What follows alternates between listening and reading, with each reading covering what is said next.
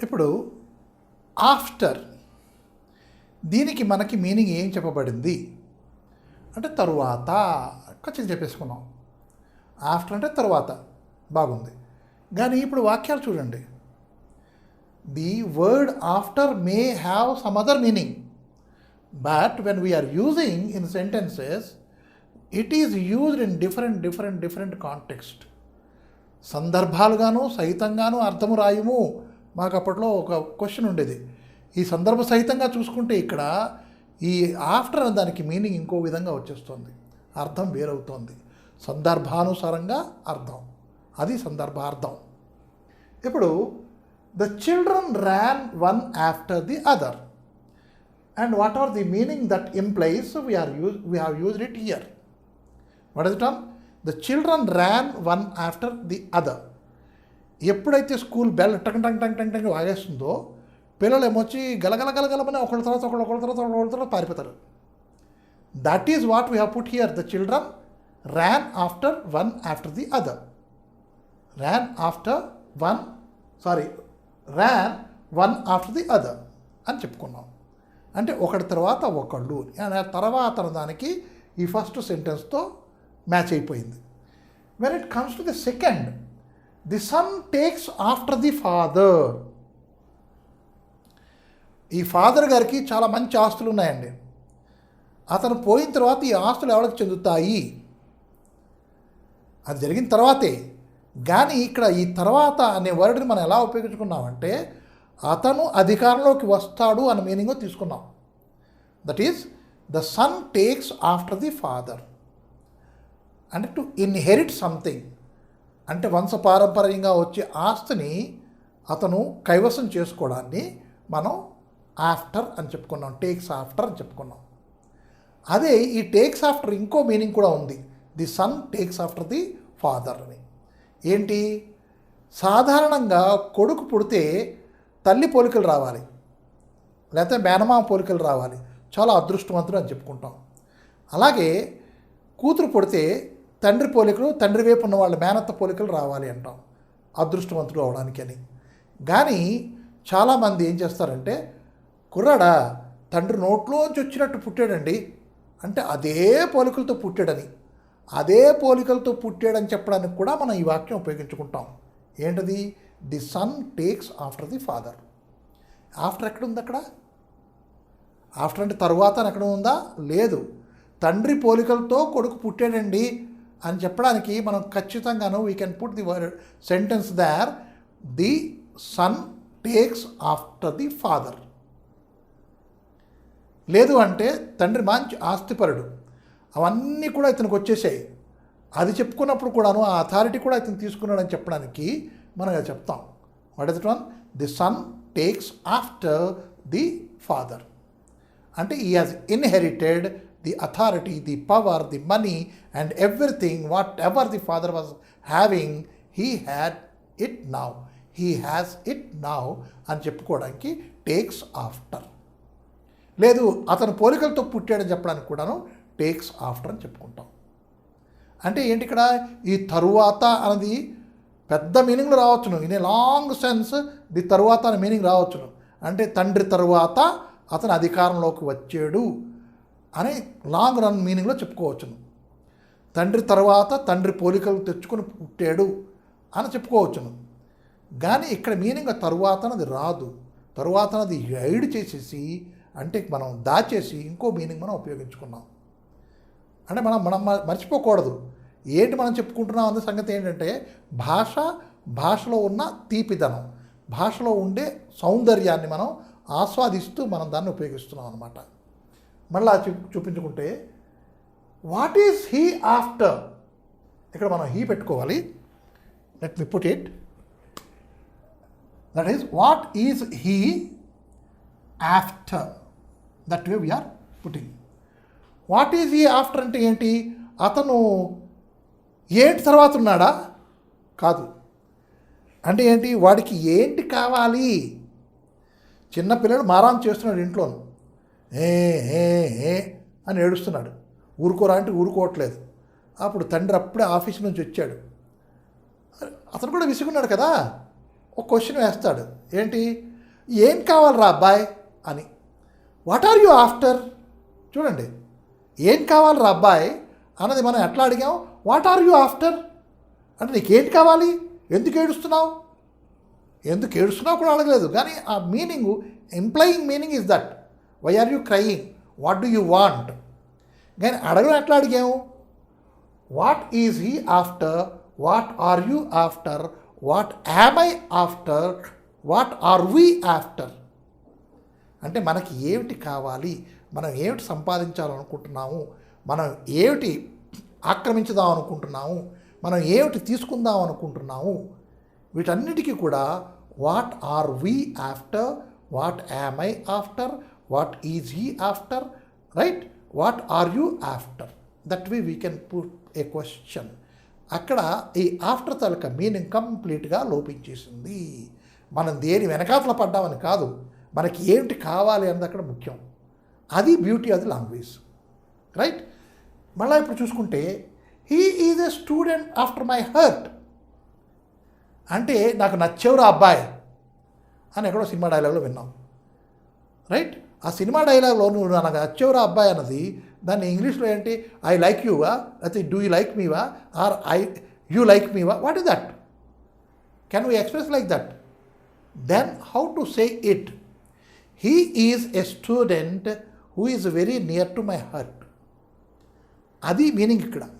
అంటే ఏంటి, నా హర్ట్ కన్నా లేదా హర్ట్ తర్వాత నేను అతన్నే లైక్ చేస్తాను. అది ఆఫ్టర్ హర్ట్ అని, రైట్. ఇవాళ రేపు హర్ట్ కూడా చాలా చవకైపోయింది అనుకోండి. ఎక్కడంటే అక్కడ దొరుకుతున్నాయి, ట్రాన్స్ప్లాంటేషన్ అయిపోతున్నాయి, తర్వాత మనుషులు బతికేస్తున్నారు, చాలా అంగాలు మనం ఇచ్చేసుకోవచ్చు అంటున్నారు. సో అది సైంటిఫికల్గా that improvement we have done, that development we have done, that is a news of course. But here what we're talking about is about a student whom I like best. ఆ the best స్టూడెంట్ని మనం ఎలా పెడతామంటే వాక్యంలోనూ we put it like this, he is a student after my heart. నాకు నచ్చిన student రా నువ్వు, right. You are the best after my heart, you are the best after my heart అని ఎవరికో మనం చెప్పుకోవచ్చును. స్టూడెంటే అక్కర్లేదు, we can express like this, right. అది after my hurt అంటే మన హృదయాన్ని మనం ఎంత బాగా అయితే ప్రేమిస్తున్నామో, ఇంకొక అతన్ని మనం అలా ప్రేమిస్తే, ఇంకొక ఆమెను ప్రేమిస్తే, ఇంకో స్టూడెంట్ని కానీ ప్రేమిస్తే, ఒక అబ్బాయిని కానీ ప్రేమిస్తే మనం ఈ మాట చెప్పుకోవచ్చును, you are the best after my heart, or the student is the best after my heart అని చెప్పుకోవచ్చు మనం. ఇంకా లాస్ట్ యూసేజ్ చూడండి, అది ఆఫ్టర్ ఆల్. ఆఫ్టర్ ఆల్ అంటే ఏమీ కాదులే అన్నట్టు ఉపయోగించుకున్నాం. తర్వాత అని కాదు, అన్నిటి తర్వాత అని కాదు, after all. Let us examine the meaning of this complete sentence. After all, it is a rat that made this sound. ఒక డాక్టర్ గారు ఉండేవారట, అతను హోమియోపతి ప్రాక్టీషనరు. ఒక చిన్న పెంకుటిల్లు, పెంకులు గది మీదనేమో వచ్చి పెంకులు ఎప్పుడు తీసారో ఎప్పుడు వేసారో తెలియదు. పొద్దున పోయేవాడు, రాత్రి వచ్చేవాడు. రాత్రి వచ్చి చొక్కా తగిలించుకున్నాడు, మీద శబ్దం అయింది పెంకుల మీద. అతను అన్నాడు after all it is a rat అని అనేసుకున్నాడు. After all it is a rat అంటే ఏంటి, ఏమీ భయం లేదు, ఒక చిన్న ఎలకలే ఏదో శబ్దం చేసింది అని. కానీ తర్వాత తెలిసింది అదో పెద్ద పాము, ఆ పాము అతని భుజం మీద పడింది. This lesson is there for in class 9th. So now that context I'm taking here. After all it is a rat that made the sound. ఒక ఎలక శబ్దం చేసింది లే అనేసి ఒక చిన్న ఈసడింపుగా మాట్లాడుకుంటాం చూడండి. ఆ ఈసడింపు మాట్లాడినప్పుడు మనం ఆఫ్టర్ ఆల్ ఉపయోగిస్తాం. ఆఫ్టర్ ఆల్ నువ్వెంతరా అని తెలుగులో కూడా ఉపయోగిస్తున్నాం మనం చాలా మాటలు. We may not be knowing this after all అన్నది ఇంగ్లీష్ అని మనకు తెలియకుండా కూడా మనం తెలుగులో ఉపయోగిస్తున్నాం. ఎలాగా, ఆఫ్టర్ ఆల్ వాడి ముందు నువ్వెంతరా, ఇది very commonly we're using it. That after all is what, it is nothing but అని అర్థం అనమాట. ఇది అంతే, ఇది ఇంతే కానీ అంత కాదు అని చెప్పడానికి ఆఫ్టర్ ఆల్ అని ఉపయోగిస్తాం. ఇది మనం తెలుగులో ఉపయోగించుకుంటున్నాం. కానీ ఆఫ్టర్ ఆల్ అంటే ఏంటి, తర్వాత అని అర్థం. అంటే తర్వాత అన్నిటికీ నువ్వెంతనా, తర్వాత అన్నిటికీ నువ్వెంత అంటే భాషే కాదు. ఎందుకు ప్రతి వర్డ్కి మనం ఆగుతున్నాం. ఆఫ్టర్ ఆల్ నువ్వెంత అనేసాం. ఈ ఆఫ్టర్ ఆల్ నువ్వెంత అనేది మనం తెలుగులో ఉపయోగిస్తున్నాము, కానీ ఆ ఆఫ్టర్ ఆల్కి మీనింగ్ ఏంటో మనకు తెలియదు ఎంతవరకు. అంటే ఒక చిన్న ఈసడింపుగా మనం మాట్లాడుకున్నాం, దానికి మీనింగ్లు అక్కర్లేదు. ఆఫ్టర్ ఆల్ అన్నదానికి మనం మీనింగ్ ఏమిటో చూసుకోక్కర్లేదు, కానీ అది ఒక చిన్న ఈసడింపు. అంటే ఏంటి, నువ్వు నాకన్నా చాలా తక్కువ, చాలా లో లెవెల్లో ఉన్నావు అన్నప్పుడు అట్లా మాట్లాడుతావు. ఆఫ్టర్ ఆల్ నువ్వెంత ఒక పిపీలి కానివి, అంటే ఒక చిన్న చీమవి, అంటే ఏంటంటే నేను అయిపోయాను అనమాట, అట్లా చెప్పుకుంటాం ఆఫ్టర్ ఆల్ అని. So the same context I used here. After all it is a rat that made this sound. Means it is not an elephant that made this sound, it is not the snake which made this sound, or it is not something tiger which made this sound.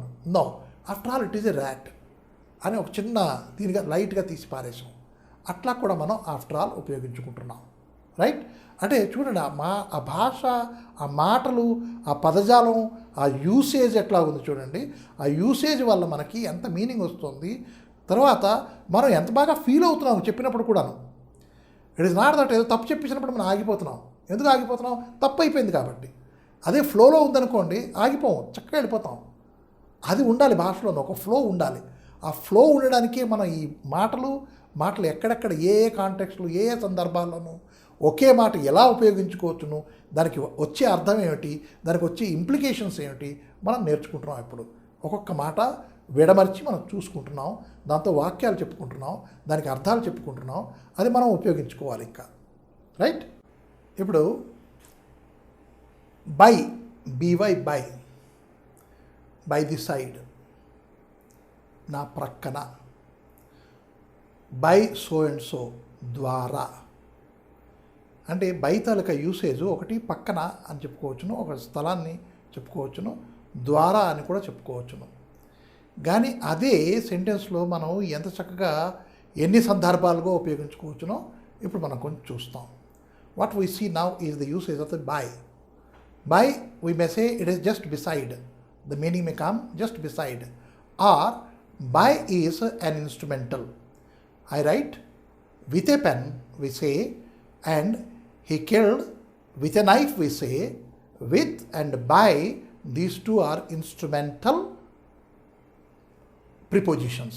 What they show is prepositions, means that is dwara, instrumentality they show, with and by.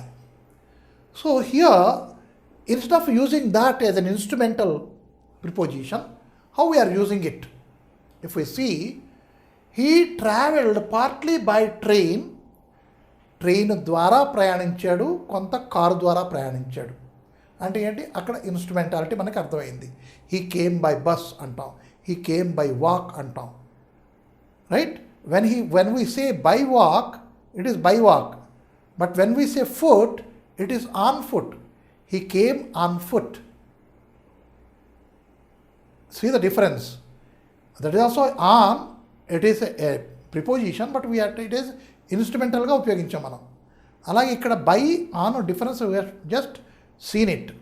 The first sentence talks about by is ద్వారా. Train ద్వారా సగం భాగము, car ద్వారా సగం భాగం అతను ప్రయాణించాడు. అలా చెప్పుకున్నప్పుడు మనం ఈ సెంటెన్స్ ఇలా చెప్పుకుంటాం.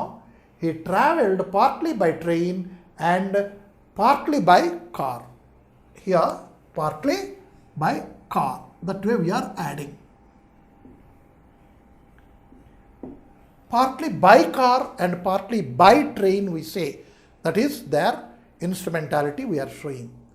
అంటే ద్వారా అనే మీనింగ్ వచ్చేట్టు మనం చెప్పుకుంటున్నాం ఫస్ట్ సెంటెన్స్లో. అదే సెకండ్ సెంటెన్స్ మనం చూస్తాం. The Kangaroos won by 95 runs. Does it say ద్వారా? 95 రన్స్ ద్వారా గెలిచారా?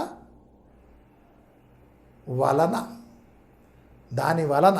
It shows the reason. See here, it doesn't act as instrumental, it becomes reason here. కారణం ఏంటా? కారణం 95 రన్నులు ఎక్కువ అవ్వడం వలన వాళ్ళు గెలిచేశారు. లేదు అంటే మనం గెలిచిపోదాం. చూడండి, what are the difference. Earlier we have used as ద్వారా, and now we are using valana, the same word by. 95 రన్లు వలన వాళ్ళు గెలిచేశారు. బై, డిఫరెంట్ సందర్భం, డిఫరెంట్ యూసేజ్. అది కొంచెం జాగ్రత్తగా మనం చూడాలి. తర్వాత I caught him by the hand, అంటే చేత్తో పట్టుకున్నాను అని అర్థం. కాదు, అతని చెయ్యని నేను పట్టుకున్నాను. I caught him by the hand అంటే అతను పడిపోతున్నాడు, ఇలా పడిపోతున్నప్పుడు ఆ చేతిని నేను పట్టుకున్నాను. అఫ్కోర్స్ నేను పట్టుకోవడం నేను చేత్తోనే చేస్తున్నాను, కానీ నేను చేత్తో చేస్తున్నాను అనేది అక్కడ ప్రధానం కాదు. నేను ఏంటి పట్టుకున్నాను, ఎలా పట్టుకున్నాను అనేది ఇంపార్టెంట్. నేను పట్టుకున్నది అతను చెయ్యి పట్టుకున్నాను, అది అక్కడ ఉపయోగించినప్పుడు నేను బై అనేది ఉపయోగించాను. అక్కడ it is not instrumentality, it is not reason again. Then అది something different usage of by we're putting over there. I caught him by the hand, right. ఇంకపోతేను ఇక్కడ a person can be assessed by his handwriting. అతని handwriting వలన మనం అతని అంటే ఏమిటో మనకి తెలిసిపోతుంది. Is he careful, is he not careful, careless ఫెలోవా, కేర్ఫుల్ ఫెలోవా, బ్యూటీని అతను ఎంకరేజ్ చేస్తాడా, బ్యూటీని అతను ఆస్వాదిస్తాడా, ఇవన్నీ అతని హ్యాండ్ రైటింగ్లో మనకు తెలుస్తుంది.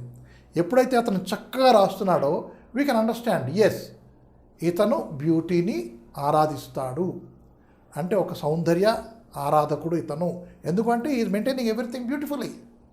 హ్యాండ్ రైటింగ్ ఏదో కుక్కరికి చేసినట్టు రాసేసాడు అనుకోండి, మనం ఏంటంటాం, అరే డాక్టర్ గారు ఇలా రాయకరా అని, రైట్. ఆ హ్యాండ్ రైటింగు ఇలా ఏదో రాసేస్తాడు. That is what we're talking about. By handwriting we can assess somebody. By handwriting వలన అంటే మనకి విభక్తి ప్రత్యయాల్లో ఏ ప్రత్యయం వచ్చినా సరే దాన్ని మనం బైతో చెప్పేసుకుంటున్నాం, బైతోను అన్నీ చెప్పేసుకుంటున్నాం. ఇది ఇక్కడికి వచ్చేసరికి ఇది బై ది హ్యాండ్, చేత్తో కాదు, అతని చేతిని పట్టుకున్నాను. నిన్నులను అన్నీ చెప్పుకున్నాం, అతని చేతిని పట్టుకున్నాను.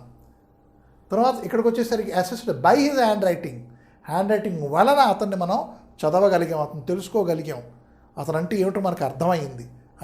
అది అసెస్మెంట్ అంటాను. అసెస్మెంట్ అంటే తెలుసుకోవడం. ఆ తెలుసుకోవడం అంటే ఏంటి, అతను ఎలాంటి వాడో తెలుసుకోవడానికి మనం అతని హ్యాండ్ రైటింగ్ వల్ల మనం తెలుసుకోగలం. అది assessed by the handwriting. తర్వాత ఇంకా చూసుకుంటేనే ఇక్కడ ఇంకొకటి ఉంది, ఇంకో యూసేజ్ బై అన్నది. He will be here by the sunset. ఆ బై అన్నది మనకి టైంని చెప్తోంది. On we can use for the time, at we can use for the time, in we can use for the time, in the evening time చెప్పుకున్నాం, right.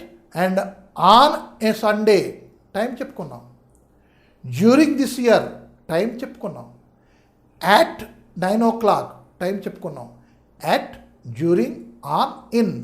By కూడా చెప్పుకోవచ్చును, by 7 o'clock, by 5 o'clock. అంటే ఏంటి, ఈ బైకి ఆ ఆన్కి తేడా ఏంటి వస్తుంది అంటే, on such and such time చెప్పుకున్నాం కదా, దానికి దీని తేడా ఏంటి అంటే అంత తర్వాత మరి ఉండడు, మరి రాడు, మరి ఎక్స్పెక్ట్ చేయక్కర్లేదు. So what we're talking about here is he will be here by the sunset. If the sun is setting down, then it is dark, it has become night, we need not have to expect him, right? You have to pay the fee by Monday. అంటే ఏంటి, ఇప్పటి నుంచి Monday వరకు time ఇచ్చారనమాట. It is not only 1 day, it is a number of days, A gap, right. By 9 o'clock I usually go to bed. By 9 o'clock I usually go to bed means now it is only 7 o'clock. Right. అంటే in a 2 more hours గ్యాప్లోనూ నేను పడుకుని పోతాను. That way we're talking about using the by. So here once again we can see the time factor using the by. How he will be here by the sunset. సూర్యుడు అస్తమయం టైంకి అతను ఇక్కడ ఉంటాడు. సూర్యుడు అస్తమయం అయ్యేసరికి అతను ఇక్కడ ఉంటాడు అని మనం ఒక మాట చెప్పుకున్నాం. అది టైం ఫ్యాక్టర్ చెప్పినప్పుడు by usage. Now, she does not do things by halves. ఇక్కడ చూడండి, we're talking about the habit of she. ఆమె ఎప్పుడు కూడా సగం పనులు చేయదు. సగం పనులు చేయడం అనేది ఆమెకి ఇష్టం ఉండదు. You see, we're talking about a character, habit using by. What is it one? She does not do things by halves. సగం చేసి సగం పెట్టి సగం వదిలేసి అట్లా పని చేయదామే. మనం తిరుపతి వెళ్తే ఇది మనం చక్కగా అనుభవిస్తాం. ఏంటి, అతను మనతో మాట్లాడుతూ సగం ఇలాగ గోకేసి పక్కన పెడతాడు మనని. ఇంకొక అతను పిలిచి సగం అతను సగం ఇక్కడ పెడతాడు. అంటే సగం పనులు చేయడం ఎందుకంటే పూర్తి చేస్తే అతనే చెయ్యాలి. ఇంకోటి దగ్గరికి వెళ్ళలేము మనం, అక్కడే కూర్చోవాలి. చూడండి ఎంత బాధలో చూడండి. ఇంకపోతే మన ఇంటికి వచ్చి మేస్త్రి వాళ్ళు కూడా అలాగే వస్తారు. సగం పని చేసేసి మిగతాది రేపు చేసేస్తాం సార్ అంటాడు. Though the work can be finished within that day, he keeps that work pending. And that character we are seeing here, that she doesn't like to be pending something. She doesn't keep something pending. అది చెప్పుకున్నప్పుడు by haves అని చెప్పుకుంటాం. Work pending ఉంచదు ఆమె అని చెప్పుకున్నప్పుడు how we are putting it, by haves అని పెట్టుకున్నాం. అంటే ఇక్కడ టైము కాదు, తర్వాత అని కాదు, ఇంక ఏది కాదు, ద్వారా కూడా కాదు, కుండా కాదు, నీ కాదు, ఏది కాదు పద్ధతిలో మనం ఉపయోగించుకున్నాం ఆ బై అన్నది, by halves. Right. And if you see the last one, he has a son by the first wife. He has a son by the first wife and a daughter by the second. చూడండి ఈ by ఎట్లా ఉపయోగించాం అక్కడ. అతనికి మొదటి భార్య ద్వారా కొడుకు, రెండో భార్య ద్వారా కూతురు పుట్టారు. ఆ ద్వారా అని అక్కడికి ఇక్కడ మనం కలిపాం. అంటే ఈ వర్డ్స్ ఉపయోగించుకోవడం అన్నది అది మన చేతుల్లో ఉంది. మనం జాగ్రత్తగా వాటిని నప్పుతూ ఉండాలి, జాగ్రత్తగా వాటిని మూవ్ చేస్తూ ఉండాలి, ట్విస్ట్ చేస్తూ ఉండాలి, జాగ్రత్తగా దాన్ని తిప్పుతూ ఉండాలి, చక్రం తిప్పినట్టు తిప్పుతూ ఉండాలి. ఆ తిప్పుతూ ఉన్నప్పుడే ఆ వర్డ్స్ మనకు అలవాటు పడిపోతాయి.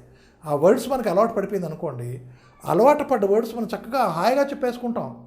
అది బ్యూటిఫుల్గా సెట్ అయిపోతుంది ఆ లాంగ్వేజ్లో. అది మనకి చేతపడి రావాలి. చేతబడి అంటే అలది కాదు, మన దుష్ట శక్తుల్ని లేపడం ఆ చేతబడి కాదు. ఆ చేసే విధానాన్ని, ఆ విధానం మనకు కావాలి, అది మనకు పట్టుబడాలి. అందుకు ఒక్కొక్క వర్డ్ తీసుకొని దాని తలకి ఎన్నిసార్లు ఉపయోగించుకోవచ్చును, ఎన్నిలాగా ఉపయోగించుకోవచ్చును. నేను about some 500 words, sentences we have talked already. About 500 sentences we have talked. By and by, we have talked about 500 sentences. You see, again I have used by and by. By and by usage is different again. It is not a single word, it is a phrase. అది ఒక మాట కాదు by and by అన్నది. By ఇక్కడ, by ఎక్కడ పెట్టి మధ్యన and పెట్టాం. By and by, what is your name? చూసారా? అదంతా సరే కానీ నీ పేరేంటి అబ్బాయి అని అడగడానికి how we are using it. By and by, what is your name? By and by, what is the time నా? By and by, did you eat your lunch? చూడండి, బై అండ్ బై అని అంటే మిగతావన్నీ పక్కన పెట్టేసాయి నాయన, మిగతావన్నీ పక్కన పెట్టేసాయి, అవన్నీ వదిలేసాయి, నువ్వు తిన్నావా? When we ask that question by and by we can use. అంటే పక్కన పెట్టేసేయి అనడానికి బై అండ్ బై యూజ్ చేస్తున్నాం. ఆ యూసేజ్ మనకి రావాలి, తెలియాలి. అది ఆటోమేటిక్గా వచ్చేసింది అనుకోండి, లాంగ్వేజ్ ఫ్లో చక్కగా గోదావరిలా ప్రవహించేస్తుంది. ఎక్కడ నాసిక్ మహారాష్ట్ర, ఎక్కడ రాజమండ్రి, ఎక్కడ కాకినాడ, అలా ఫ్లో అయ్యి వెళ్ళిపోతుంది. మన ఇంట్లో అందరి ఇంట్లోకి వచ్చి మన గొంతులు తడిపి కూడా ఆ గోదావరి వెళుతుంది. అలాగ లాంగ్వేజ్ ఉండాలి. గొంతులు తడపడం అంటే ఏంటి? వినేవాడికి వినసొంపుగా ఉండాలి. మన ఎదురుకుండా ఉండేవాడికి ఆ భాష మనం మాట్లాడినప్పుడు చక్కగా ఆహ్లాదకరంగా ఉండాలి. అంటే ఒక చిన్న దాహం తీర్చుకున్నట్టు ఉండాలి మనం మాట్లాడుతూ ఉంటేను ఎదురుకుండా వాడికి. అందుకు ఇలాంటి ఈ మాటల్లో ఉండే వాక్యాలు, ఆ వాక్యాల తాలూకా మీనింగ్లు అని మనం అలాగే తెలుసుకున్నాం అనుకోండి, then we can use it as a flow of Godavari. చక్కగా మాట్లాడుకోవచ్చు, చక్కగా చెప్పేసుకోవచ్చు. రైట్? ప్రయత్నిద్దాం మరి.